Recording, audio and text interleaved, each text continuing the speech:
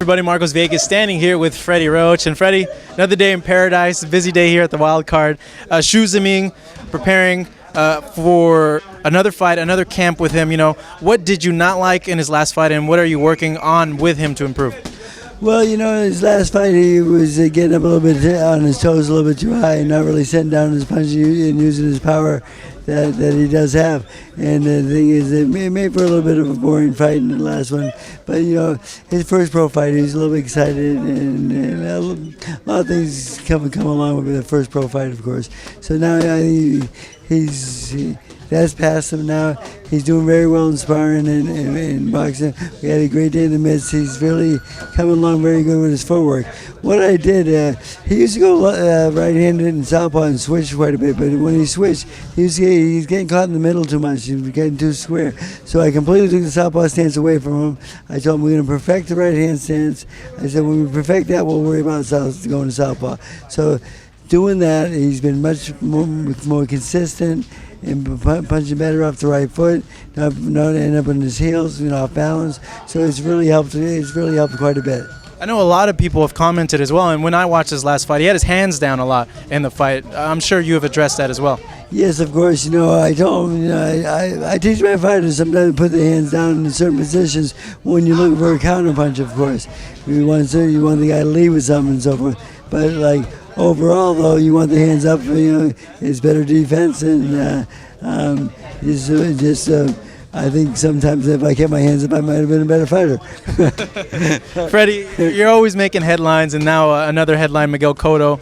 It seems to be moving over here and to start training with you. Were you surprised that he reached out to you, and were you at all hesitant to go ahead and bring him on, seeing that you have so many fighters here at the Wild Card? I didn't think Miguel liked me too much because we almost got in a fight at the weigh-in with Pacquiao. Oh, no way. I didn't know that. How did that happen? Well, his coach says, well, he yelled, he made weight. I says, yeah, you have a contract. You're supposed to make weight, asshole.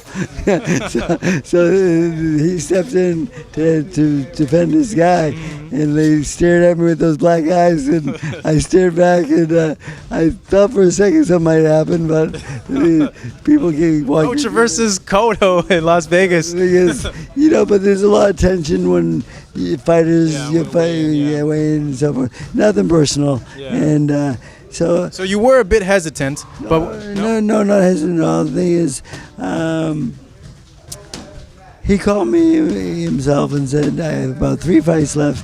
I want you to help me with those 3 fights. Yeah. I says, you know what? I think I can do that. I said, the thing is, you're a talented guy. I think you need a little bit more drive, a little bit more hunger. And I said, you didn't show that in your last fight as much as I would like to have seen. And so he's working on conditioning right now. And then after the Pacquiao press tour, I come back here, and he'll be here, and it should be a lot of fun. The fight's in Florida. It looks like Devin Rodriguez. Yeah. It looks like he's going to be our opponent so far, and I'm looking forward to it because after that one fight, kind of a tune-up fight, there's some real big fights out there for him. Maybe Sergio? That's the one I'm looking for. That's the one I think we're all looking forward to, is him and Sergio on pay-per-view. When you told him you felt that he needed a little bit more oomph, and he's getting a little bit lazy, how did he react to that? Was he receptive?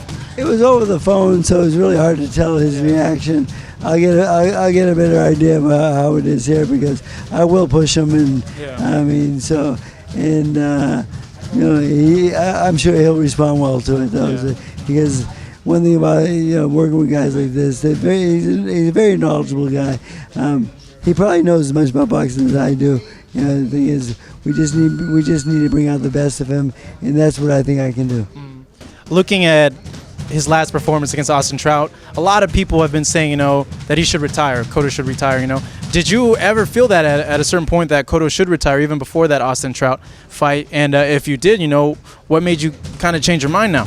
Well, I never really thought he should retire, but Trout's not an easy guy to fight. He's a very awkward guy, and but that's where I saw maybe not. I would like to see a little more firepower, a little more, I want to dig down deep and fight this guy hard because I think Trout's the type of guy that might quit. I don't think he's a real hard guy. Yeah. He's a good boxer and so forth.